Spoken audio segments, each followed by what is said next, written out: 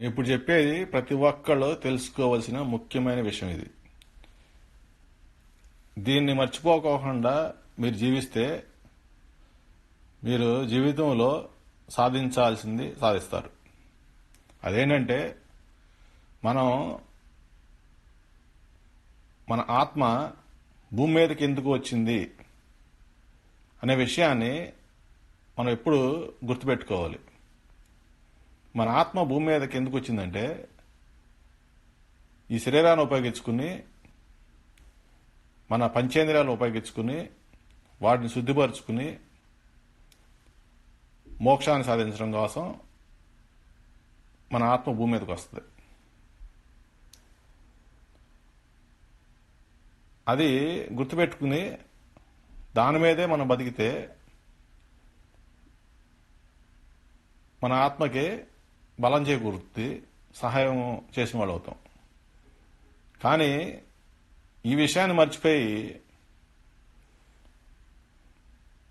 దాదాపుగా అందరూ మనం ఏం చేస్తామంటే ఇక్కడ స్థిరపడటానికి, భూమి మీద స్థిరపడటానికి ప్రయత్నిస్తూ ఉంటాం. మళ్ళీ మళ్ళీ భూమి మీదకి వస్తానికి ప్రయత్నిస్తూ ఉంటాం. ఆ భ్రమలోనే బతుకుతాం, అదే ధ్యాసలో ఉంటాము. ఎందుకని తెలుసుకోలేక మనం ఎందుకు వస్తున్నాం భూమి మీదకి, మళ్ళీ మళ్ళీ ఎందుకు వస్తున్నాము, అసలు భూమి మీద ఎందుకు స్థిరపడతాకు ప్రయత్నిస్తున్నాము, భూమి మీద ఎందుకు సుఖపడతాకు ప్రయత్నిస్తున్నాం ఈ శరీరం ఉపయోగించుకుని అనే విషయాన్ని ఆలోచించుకుంటే ఒకసారి మీరు ఈ ఆలోచన ఎప్పుడు వస్తుందంటే మీరు ఈ స్వచ్ఛంగా ఆత్మని పరిశుద్ధి చేసుకునే సాధన మొదలు పెడితేనే మీకు ఇటువంటి ప్రశ్నలు వస్తాయి. ఎప్పుడైతే ఈ సాధన ప్రారంభిస్తారో మీ పంచేంద్రియాలు మీకు వాస్తవాన్ని చూపిస్తాయి. అప్పుడు కానీ మీకు తెలియదు మనం అసలు ఎందుకు వచ్చాము ఈ భూమి మీదకి, ఎందుకని ఇక్కడ మనం స్థిరపడతాకు ప్రయత్నిస్తున్నాము. ఎంత స్థిరపడతా ప్రయత్నించేసరి చావుతో అవి ముగింపే కదా. అందుకని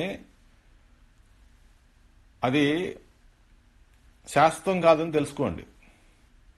శాశ్వతం ఏంటంటే ఈ ఆత్మ పరలోకాలకు వెళ్తే మోక్షాన్ని సాధిస్తే అది శాశ్వతం అవుద్ది, అది స్థిరం అవుద్ది.